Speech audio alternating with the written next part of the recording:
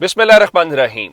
लाखों करोड़ों दुरूदो सलाम मोहम्मद मुस्तफ़ा सल्लल्लाहु अलैहि वसल्लम और आले मोहम्मद पर। मैं हूँ उमर दराज गोंदल। इमरान खान को फौज के हवाले करने और किन 22 लोगों ने इमरान खान के खिलाफ दफ़ा 164 का बयान दिया है उसके मुतालिक आपको बताना चाहता हूँ। और इमरान खान ने अडयाला जेल से क्या पैगाम भेज दिया है, ये सबसे बड़ी डेवलपमेंट है इस वक्त की। आज मैं आपको बताना ये चाहता हूँ कि आज हुआ ये कि साइफर के हवाले से इमरान खान और शाह महमूद कुरैशी के ऊपर फर्द जुर्म आयद होना थी, और इस सिलसिले में जो साइफर की समाअत करने वाले जज अबुल अस्नाद जुल्करनैन हैं वो जेल के अंदर ही पहुंचे, चूंकि नोटिफिकेशन जारी किया गया था। और कल इस्लामाबाद हाई कोर्ट ने इस बारे में वैसे ही कह दिया था कि देखिए जी, वो वहां पे ट्रायल होना तो इमरान खान के खुद हक के अंदर है, क्योंकि इमरान खान माजी के अंदर अपने सिक्योरिटी के खदशात का इजहार कर चुके हैं। जब इमरान खान कहते थे तब आप कहते थे हर सूरत इमरान खान पेश हूं। अब आप इमरान खान के आर्गूमेंट को ही इमरान खान के खिलाफ इस्तेमाल कर रहे हैं। ये पाकिस्तान की अदालतों के अंदर ही हो सकता है। लेकिन आज जो सूरत हाल है वो ये है कि इमरान खान को और शाह महमूद कुरैशी को आज कमरे अदालत से मुत्तसिल एक पिंजरे के अंदर लाया गया।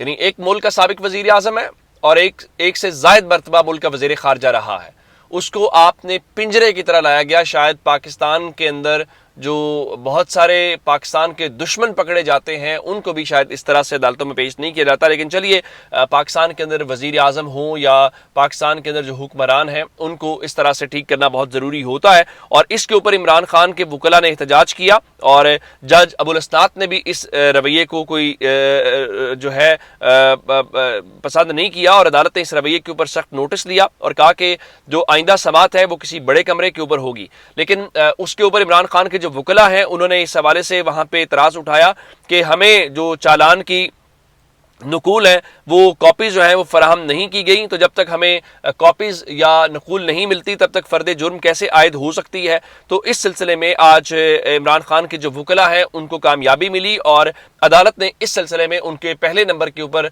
जो फर्द जुर्म आज आयद करना था उसको रोक दिया है, और आज वो कार्रवाई जो है वो मौखर हो गई है। और आइंदा समाअत के ऊपर अब इमरान खान और शाह महमूद कुरैशी के ऊपर फर्द जुर्म जो है वो आयद होगी। और ये बताया गया है कि 23 अक्टूबर को यानी 6 दिन के बाद इमरान खान और शाह महमूद कुरैशी के ऊपर फर्द जुर्म आयद होनी है। अब इमरान खान की जमानत और उनका जो केस खारिज होने के हवाले से इस्लामाबाद हाई कोर्ट में फैसला महफूज है। अब देखना यह है कि जब सामिर फारूक साहब 23 तारीख से पहले फैसला सुनाते हैं या फिर अभी इंतजार करना पड़ेगा, उसके बाद फैसला आएगा। लेकिन असल बात यह नहीं है, असल बात वो है जो इमरान खान के हवाले से फौज के हवाले करने से हवाले से आप जानते हैं कि इस वक्त बहुत सारे लोग जो हैं वो इमरान खान के खिलाफ प्रेस कॉन्फ्रेंसेस भी कर रहे हैं, और फिर बहुत सारे लोग ऐसे हैं जो इस वक्त मिलिट्री कोर्ट्स के हवाले हैं। और मिलिट्री कोर्ट्स के अंदर गो के अटॉर्नी जनरल ने कहा था कि वो ट्रायल शुरू नहीं करेंगे जब तक सुप्रीम कोर्ट को नहीं बताएंगे। लेकिन तहरीक इंसाफ इस हवाले से खदशात का इजहार कर चुकी है, और तहरीक इंसाफ ये कह रही है कि अटॉर्नी जनरल की सुप्रीम कोर्ट की याद दहानी और यकीन दहानी के बावजूद मिलिट्री कोर्ट्स के अंदर जो ट्रायल्स हैं वो इस वक्त चल रहे हैं। आज शेर अफजल मरवत जो हैं वो इमरान खान का पैगाम अंदर से लेके आए हैं, और इमरान खान ने अपने वर्कर्स को पैगाम दिया कि देखिए, मेरा ट्रायल जहां पे भी हो, हम मेरे जो वर्कर्स हैं वो तहम्मुल का मुजाहरा करें। लेकिन असल बात यह है कि शेर अफजल मरवत ने कहा कि अब जो चेयरमैन PTI हैं उनको 9 मई के वाकयात के अंदर लाने की कोशिश की जा रही है, और उन्होंने आज इस इंकशाफ को किया है कि 22 अफराद के जरिए बयान हल्फी लिए गए हैं। यानी 22 अफराद ने दफा 164 के तहत बयान दिए हैं, और दफा 164 के बयान का मतलब यह है कि जो इस वक्त आपने गुज़श्ता रोज जो है वो देखा होगा कि फारूक हबीब हो या बाकी लोग जो हैं वो एक बात के ऊपर, जुमले के ऊपर बड़ा जोर दे रहे हैं, वो ये है कि जी जहन साजी की गई है। अब इमरान खान को दफा 164 के बयान का मतलब ये होता है कि वो मैजिस्ट्रेट के सामने बयान है, लेकिन ये सुप्रीम कोर्ट तय कर चुकी है कि अगर दफा 164 का बयान भी हो तो जिस शख्स के खिलाफ बयान हो, क्या उसकी मौजूदगी में हुआ है, क्या उसको जिरा करने का मौका दिया गया है, वो तो ठीक है, अदरवाइज उसकी कोई कानूनी हैसियत नहीं होगी। अब इस हवाले से बताया गया है कि आज जो शेर अफजल मरवत है उन्होंने बताया कि 22 अफराद के बयान हल्फी ले लिए गए हैं, और उन 22 अफराद को इस्तेमाल करते हुए उनके मुताबिक जो है इमरान खान को मिलिट्री कोर्ट के अंदर जो फौजी अदालत है उसके हवाले करने जा रहे हैं।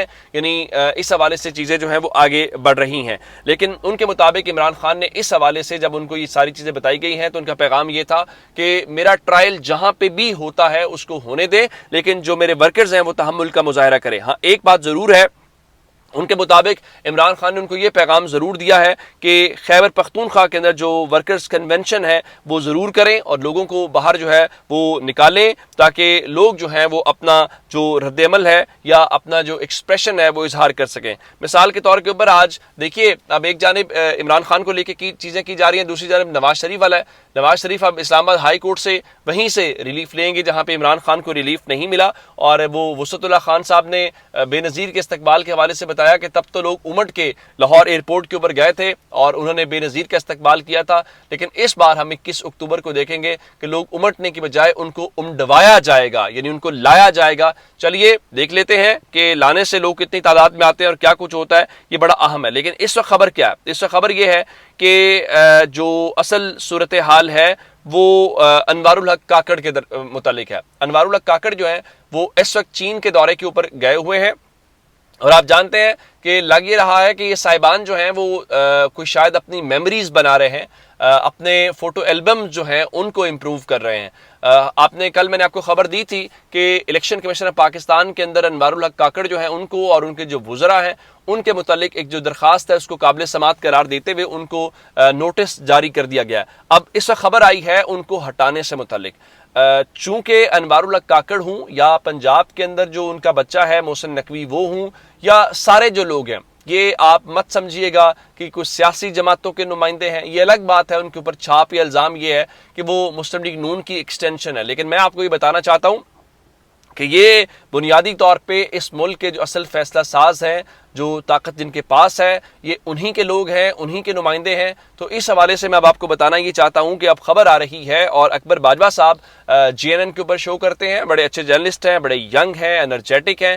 ان کے مطابق انہوں نے جو آج ٹویٹ کی ہے اس کے مطابق کہیں یہ فیصلہ ہو رہا ہے یا کہیں یہ کیا جا رہا ہے کہ انوار الحق کاکڑ جو ہے وہ نگران وزیر اعظم کو تبدیل کر دیا جائے.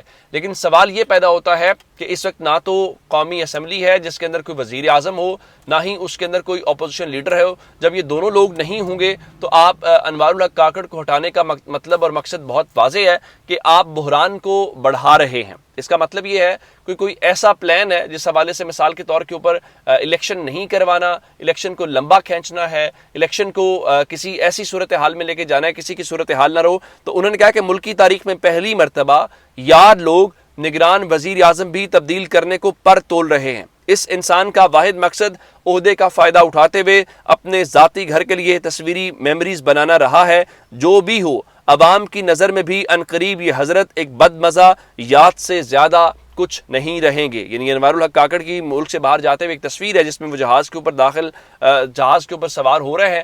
تو ان کے مطابق اب جو ان کو لانے والے ہیں ظاہر وہی ان کو ہٹا سکتے ہیں, اور اس ہٹانے کا مقصد کیا ہوگا یہ آپ جانتے ہیں. اب انوار الحق کاکڑ کو لایا گیا, ہمیں بتایا گیا جناب معیشت بالکل ٹھیک ہے, ڈالر کنٹرول ہو رہا ہے, وہ ساری صورتحال. آج کی خبر سنیے گا, PIA آپریشن بند ہونے کا خدشہ ہے. PIA نے پہلی سطح کے اوپر کہا تھا کہ ہمیں 7 ارب روپے فوری طور پہ دیا جائے.